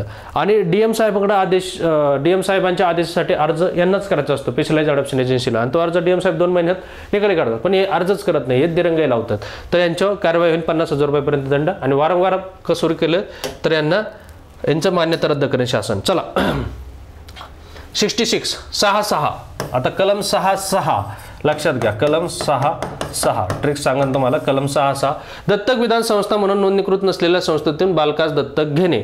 6 नजदीकची म्हणजे जवळची स्पेशलाइज अडॉप्शन एजन्सी पहा, अशी ट्रिक्स लिहून घ्या.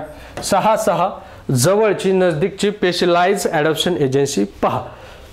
म्हणजे काय सांगितलंय की ज्या काही बालसंगोपन संस्था असतात, ज्यांच्याकडे लहान लेकरं असतात, अनाथ असतील, सोडून दिलेले असतील, परत केलेली असतील, म्हणजे surrendered, abandon and orphan child असतील, ज्यांचं दत्तक विधानात त्यांना कमिटीने पात्र ठरवलेलं आहे, ते कायदेशीर मुक्त आहेत, अशा बालकांचं दत्तक विधान करण्यासाठी ह्या ज्या संस्था आहेत, कोणत्या, ज्या बालसंगोपन संस्था, परंतु त्यांना स्पेशलाइज अडॉप्शन एजन्सी सारखा दर्जा नाही, त्यांना दत्तक विधान करता येत नाही, ते पात्र नाहीत दत्तक विधान करण्यास. दत्तक विधान संस्था म्हणून त्यांची नोंद झालेली नाही. समजा ते बालसंगोपन संस्था असतील, कोणत्याही संस्था असतील, ऑर्फनेज असतील, अनाथालय असतील, अशा कोणत्याही संस्था असतील, परंतु त्यांची दत्तक विधान म्हणून संस्था म्हणून नोंदणी झालेली नाही, परंतु त्यांच्याकडे ते पात्र आहेत, मुलं त्यांचे दत्तक विधानास पात्र आहे, यासाठी पाठपुरावा समितीकडून परवानग्या कोण घेईन, ते संगोपन संस्था घेतील, त्या ऑर्फनेज, अनाथालय असतील त्या घेतील, की आमच्या हे मुलं दत्तक विधानास पात्र आहे, त्यांच्या आईवडिलांचा शोध लागत नाहीये, किंवा कोणी त्यांना सोडून दिले, हॉस्पिटलला सोडून दिले, हे केलं, आमच्याकडे ते आता संगोपन चालू आहे, आश्रय चालू आहे.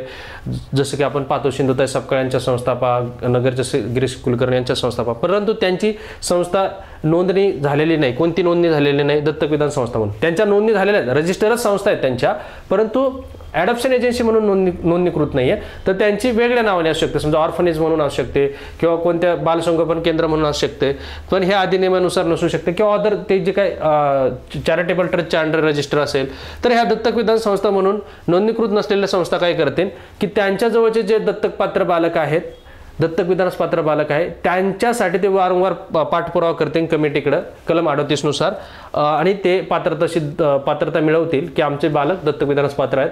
आफ्टर दॅट ते काय करतील, की त्यांच्या नजदीकची जी काही स्पेशलाइज अडॉप्शन एजन्सी आहे, ज्याचं शासनाने मान्यता दिलेली असते कलम 41 नुसार, त्याच्याशी एक करून कोऑपरेट करून, सहकार्य करून, त्यांच्या मदतीने काय करेल, आपल्या त्या संस्थेतील बालकांचं दत्तक विधान घडून आणण्यासाठी प्रयत्न करते. आता ह्या दोन्ही संस्था असो, स्पेशलाइज अडॉप्शन एजन्सीने जर कसूरपणा केला किंवा यांनी कसूरपणा केला, तरी यांच्या प्रत्येक प्रसंगाला 50,000 रुपयापर्यंत दंड असेल, लक्षात घ्या. आणि लई वारंवार कसूरपणा करायला गेलं तर मग यांच्या मान्यताही रद्द. हे बघा सविस्तर. कलम 38 नुसार कायदेशीर मुक्त असल्याचे घोषित घेतली जाईल, याची खात्री करायची, घोषित करून घेतले जाईल. कोण करून घेणार?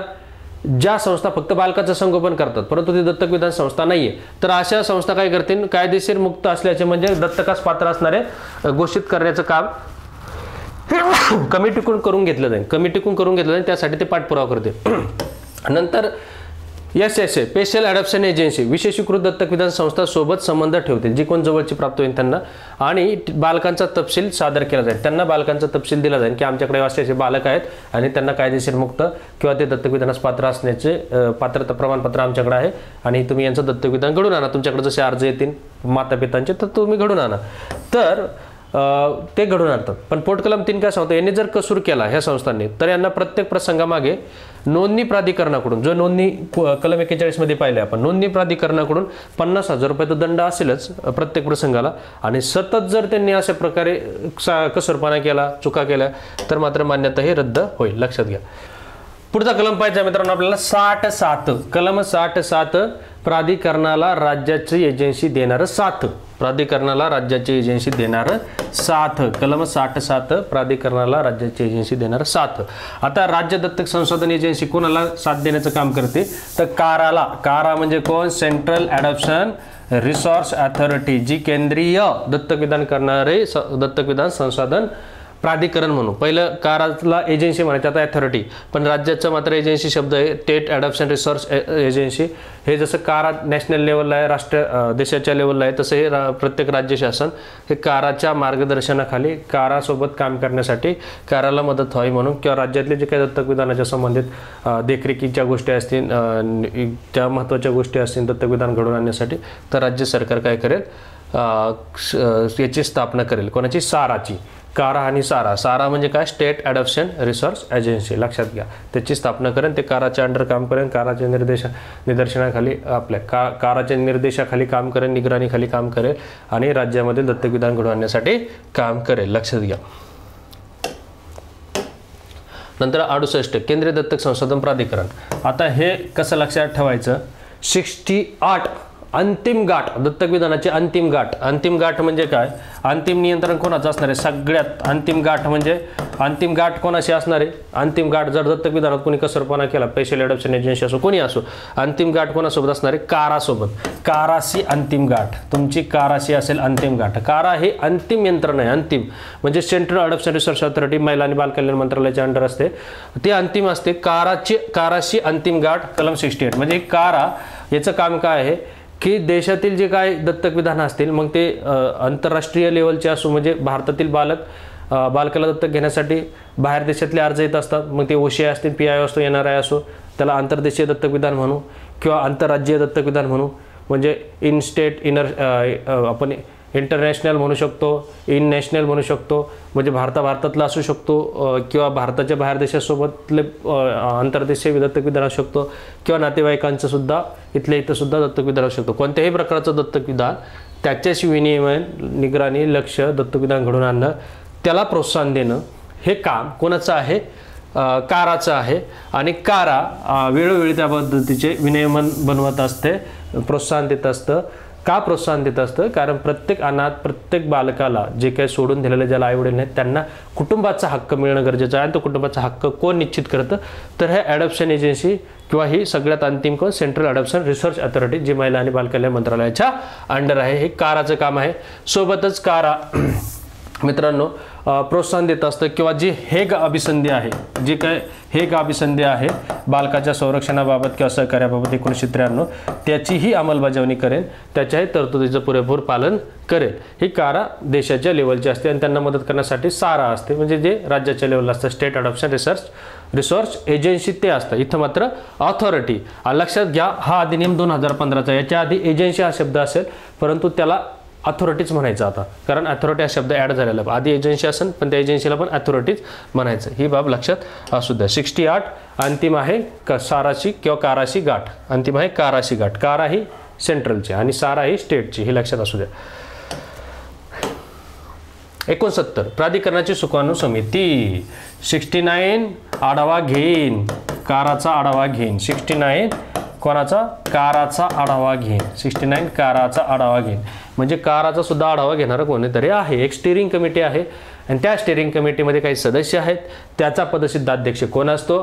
तर महिला आणि बाल कल्याण मंत्रालयाचा सचिव हा काराचा पदसिद्ध अध्यक्ष असतो. आणि काही जे सहसचिव आहेत, जसं की महिला बाल कल्याण समितीचा जो सहसचिव काराचं कामकाजाशी संबंधित आहे किंवा वित्तीय व्यवस्थेशी संबंधित आहे, ते त्याचे पदसिद्ध सदस्य असतील. एखादी सारा त्याचे सदस्य असेल, सारा म्हणजे कोण? एखादी स्टेट अडॉप्शन रिसर्च एजन्सी त्याचे सदस्य असेल, किंवा काही 2 special adoption agency, 2 specialise adoption agency 2 त्यासुद्धा एक सदस्य असतील. एखादा दत्तक विधान करणारा माता पिता किंवा दत्तक झालेला मुलगा, हे सुद्धा तिथं सदस्य म्हणून त्यांना ठेवलं जाईल. असे हे सारे सदस्य असणारे एक स्टिअरिंग कमिटी असते. आणि त्या स्टिअरिंग कमिटीचं काम काय असतं? कारावर देखरेख ठेवणं, काराचं वार्षिक कामाचा आढावा घेणं, काराला काही निर्देश देणं असतील किंवा काराचे काही अर्थसंकल्प मंजूर करणं असेल, लेखा मंजूर करणं असेल, हे सुकाणू समितीचे काम आहे, स्टिअरिंग कमिटीचे काम आहे. स्टिअरिंग कमिटी ही महिला बाल कल्याण मंत्रालयाच्या अंडर असेल, हे लक्षात असू द्या. सुकाणू समितीच्या मध्ये सदस्य कोण? पदसिद्ध अध्यक्ष सचिव, जो महिला आणि बाल कल्याण विकास मंत्रालयाचा, म्हणजे इंडियाचा. महिला आणि बाल विकास मंत्रालय राज्याचं नाही, इंडियाचं, देशाचं. जर प्राधिकरणाच्या संबंधित जे कोण सहसचिव असतील महिला आणि बाल कल्याण मंत्रालय भारताचे, तर ते सहसचिव एक सदस्य असतील. वित्त व्यवस्थेशी संबंधित असणारे सहसचिव कोणते? महिला आणि बाल कल्याण मंत्रालयाचे, ते एक सदस्य असतील. सोबतच एक राज्य दत्तक संशोधन एजन्सी, म्हणजे सारा, समजा महाराष्ट्राची आवश्यकता कोणतीही असू शकते, कोणत्याही राज्याची असू शकते. आणि सोबत 2 स्पेशलाइज अडॉप्शन एजन्सी, विशेषीकृत दत्तक विधान करणाऱ्या संस्था 2, ह्या एक सदस्य असतील. एक दत्तक माता पिता, जे दत्तक माता पिता झालेत ते, आणि एक दत्तक व्यक्ती जे दत्तक झाले ते एक सदस्य असतील. आणि हे सगळ्यात महत्त्वाचं, जो माझा मग सांगायचं राहून गेला, की कुटुंब कायद्याचा किमान 10 वर्ष अनुभव असणारा वकील पण असू शकतो किंवा प्राध्यापक पण असू शकतो, जो कायद्याचं ज्ञान देतोय लोकांना. किमान 10 वर्षाचा अनुभव असावा, ज्याला कुटुंब कायद्याचं किमान 10 वर्षाचा अनुभव कशा संबंधित आहे? प्राध्यापकाचा अनुषंगाने किंवा वकिलाच्या अनुषंगाने, तो व्यक्ती एक सदस्य असेल. आणि जो काही सदस्य सचिव असेल तो CEO असेल, तो कामकाज पाहिजे. लक्षात घ्या. सगळ्यात महत्त्वाचं हे जे 3 नावं बघितले, दत्तक संशोधन एजन्सी म्हणजे सारा, आणि 2 स्पेशलाइज अडॉप्शन एजन्सी, आणि एक दत्तक माता पिता आणि एक दत्तक व्यक्ती, आणि कुटुंब कायद्याचे किमान 10 वर्ष अनुभव असणारे प्रोफेसर असेल किंवा वकील असेल, यांच्या पात्रतेबाबत यांच्या पदावधीबाबत, यांच्या सेवा शर्तीबाबत निकष कोण ठरवेल? तर विहित नियमाप्रमाणे समजा तर शासन ठरवेल किंवा ते आपली काराशी संबंधित शासनच ठरवेल. चला, विहित नियमाप्रमाणे त्यांचे निकष ठरवले जातील. हे बाब लक्षात असू द्या. चला पुढं काय सांगितलं आता आपल्याला की सुकाणू समितीचे कामं. सुकाणू समिती काय करते? प्राधिकरणाच्या कामावर देखरेख आणि आढावा घेईन. 69 आढावा घेईन. वार्षिक अर्थसंकल्प, लेखापरीक्षण अहवाल, कृती आराखडा, जो काही वर्षभराचा कृती आराखडा वार्षिक अहवालाला मान्यता देईल.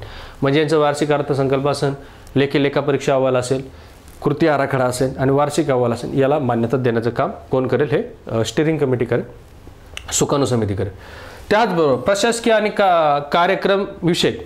कार्यक्रम विषयक अधिकारांचा वापर होण्यासाठी किंवा करण्यासाठी केंद्र शासनाच्या मान्यताने जे काही भरतीविषयक नियम असतील वगैरे ते कारा करेल. म्हणजे स्टिअरिंग कमिटी करेल. केंद्र शासनाच्या मान्यताने प्राधिकरणाशी संबंधित जे काही भरतीविषयीचे नियम असतील, सेवा नियम असतील, वित्तीय नियम असतील, अन्य नियम असतील, त्याचे स्वीकारणे किंवा स्वीकारणे हे कोणाचं काम आहे? स्टिअरिंग कमिटीचं. स्टिअरिंग कमिटी काय करेल? प्रशासकीय आणि कार्यक्रम विषयक अधिकारांचा वापर होण्यासाठी केंद्र सरकारच्या मान्यताने हे भरतीविषयक नियम, सेवाविषयक नियम करतील, अंमलबजावणी करतील, स्वीकारतील. हे काम कोणाचं? Steering committee. 69 स्टिअरिंग कमिटी आढावा घेईन. कोणाचा आढावा घेईन? काराचा. म्हणजे काराचा हे आढावा घेणारं कोणीतरी आहे, ते लक्षात घ्या. ते मेंबर लक्षात ठेवा, परीक्षेच्या दृष्टिकोनातून महत्त्वाचे आहे. आणि हे एक महत्त्वाचं ह्या जे काही प्राधिकरणाचं काम आहे ते कुठून चलन? तर त्यांचं काम मुख्यालयातून. जसं निवडणूक आयोग, केंद्रीय निवडणूक आयोगाचं काम मुख्यालयातून किंवा प्रादेशिक कार्यालयातून, तसं मुख्यालयातून किंवा प्रादेशिक कार्यालयामार्फत काम करतील ते. आणि सुकाणू समितीची बैठक, स्टिअरिंग कमिटीची बैठक महिन्यातून किमान एकदा तरी होईल, महिन्यातून एकदा होईल. आणि केंद्र शासनाचे जे काही अन्य काम आहेत ते सुद्धा स्टिअरिंग कमिटी करत असते. 70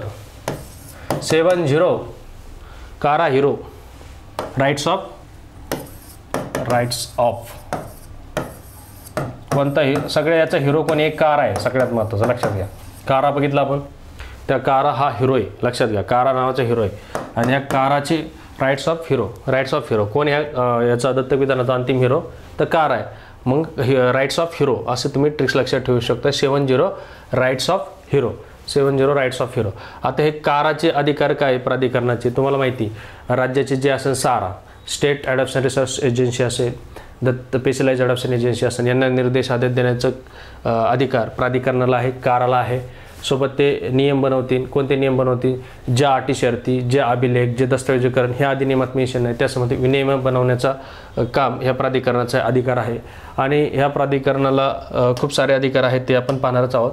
की काय? की सारा, जसं हे SAA म्हणजे काय? स्पेशल ॲडॉप्शन एजन्सी, विशेषकृत दत्तक विधान संस्था, बालगृह जिथं संगोपन संस्था आहेत, बाल संगोपन संस्था, म्हणजे यांना फक्त दत्तक विधानाचा अधिकार नसतो, परंतु तुम्हाला मी सांगितले की ते शेजारच्या दत्तक विधान संस्थेशी संपर्क साधून ते दत्तक विधान घडवून आणू शकतात. राज्य एजन्सी जी की सारा म्हणतो आपण. नंतर ऑथोराइज फॉरेन ॲडॉप्शन एजन्सी, म्हणजे ती सुद्धा विंग कोणाच्या अंडर काम करते, कोणाच्या मार्गदर्शनाखाली काम करते? प्राधिकृत विदेशी दत्तक विधान संस्था, तर काराच्याच अंडर काम करते. तर त्या निर्देशांचे पालन केलं नाही कोणी, संबंधित जे काही यंत्रणा आहेत त्या संबंधित यंत्रणाच्या अधिकाऱ्यांनी, कोणते हे जे नावं घेतले मी, म्हणजे निर्देश कोण देणार? कारा देणार ह्या लोकांना.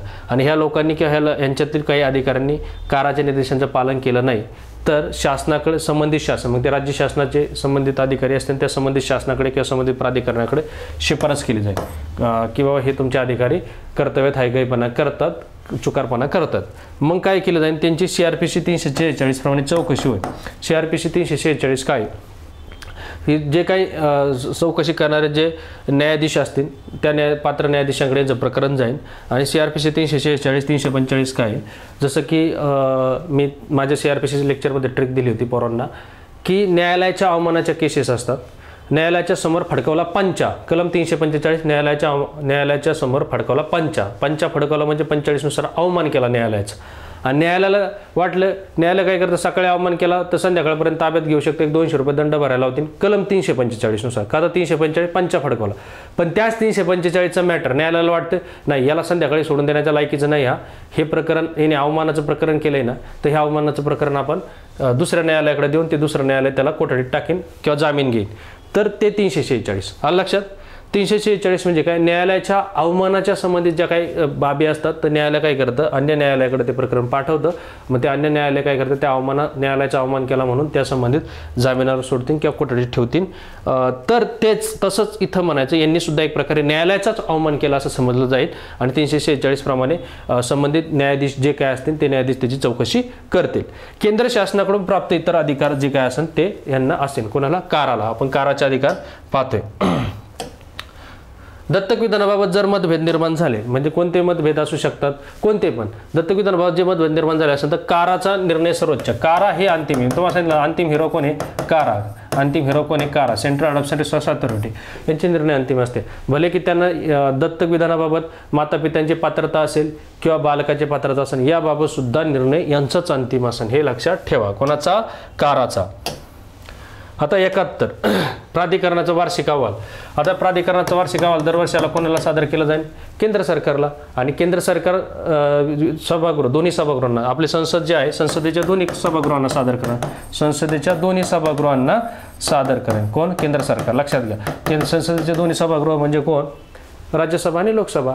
आणि हा वार्षिक अहवाल जो आहे, तुम्हाला माहिती वार्षिक अहवाल कोण मान्य, स्टिअरिंग कमिटी मान्य करत असते. मग तो कोणाकडे जातो, केंद्र शासन. केंद्र शासन काय करतं, संसदेच्या दोन्ही सभागृहांसमोर मांडण्याचं काम करतं. झालं.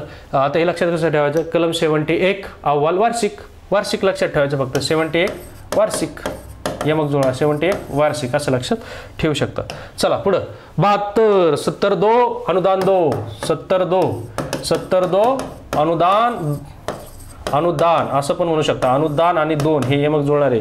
72 असंही म्हणू शकता. 72 अनुदान 2 किंवा 72 अनुदान असंही तुम्ही ट्रिकसाठी लिहून घेऊ शकता साईडला. तुम्हाला कलम लक्षात राहायला पाहिजे. केंद्र शासनाकडून अनुदान. केंद्र शासन काय करेल, संसदीय कायद्याद्वारे यांना एक अनुदान मंजूर करून देईल आणि त्या अनुदानातून जे आवश्यक त्यांचा खर्च प्राधिकरणाला करायचा असेल, काराला करायचा असेल तर ते खर्च त्यातून देय असणाऱ्या रकमेतून ते खर्च करतील. म्हणजे त्या अनुदानातून जी काय रक्कम त्यांना प्राप्त होईल ती रक्कम ते वापरतील. 73 कारा सुद्धा नसेल कॅगच्या तावडीतून फ्री. लक्षात घ्या. 73 कारा सुद्धा नसेल कॅग मधून फ्री. सुद्धा नसेल कॅगच्या तावडीतून फ्री. कॅगच्या तावडीतून फ्री असं लक्षात ठेवू शकता. आता कॅग म्हणजे काय, control auditor general of India, जो काय करतो, लेखापरीक्षण करतो. केंद्र सरकार असो, राज्य सरकार असो, कोणाचंही ते अहवाल ते काय करतं, नंतर संबंधित शासनाच्या माध्यमातून संबंधित कायदेमंडळात मांडण्याचं काम करतं. आणि कायदेमंडळाची तुम्हाला माहिती, लोकलेखा समिती असेल किंवा काय असेल तर ते त्याचं चिरफाड करतं संसदेपुढं. आणि मग काय भ्रष्टाचार असेल तर ते सगळं बाहेर येतो. तर हे कॅगला सुद्धा केंद्र शासनाच्या अन्य प्राधिकरणाचा जसा तपासणीचा अधिकार आहे अगदी तसाच अधिकार ह्या काराच्या बाबतीत सुद्धा आहे. काराला जो काही लेखा तपासणी रोखे कोणत्या पद्धतीत असावे, लेखे कोणत्या पद्धतीत असावे हे केंद्र सरकार ठरवून देईन. केंद्र सरकार किंवा कारा यांची कॅगची मार्गदर्शन घेईन की आमचे लेखे कोणत्या स्वरूपात ठेवायचे, तशा पद्धतीने ठेवतील. परंतु लेखापरीक्षणाचा खर्च काराने कॅगला द्यायचा. कॅग काय करणार, काराचं लेखापरीक्षण करणार, अगदी त्याच पद्धतीने करणार ज्या पद्धतीने केंद्राच्या अन्य प्राधिकरणांची तपासणी केली जाते. हवे ते रेकॉर्ड चेक करू शकतात, हवे ते वह्या मागू शकतात, हवे ते दप्तर मागू शकतात, हवे ते तुमचे अकाउंट चेक करतील. आणि मग काय करेल, कॅग स्वतःचा रिपोर्ट बनवून केंद्र सरकारकडे पाठवेल.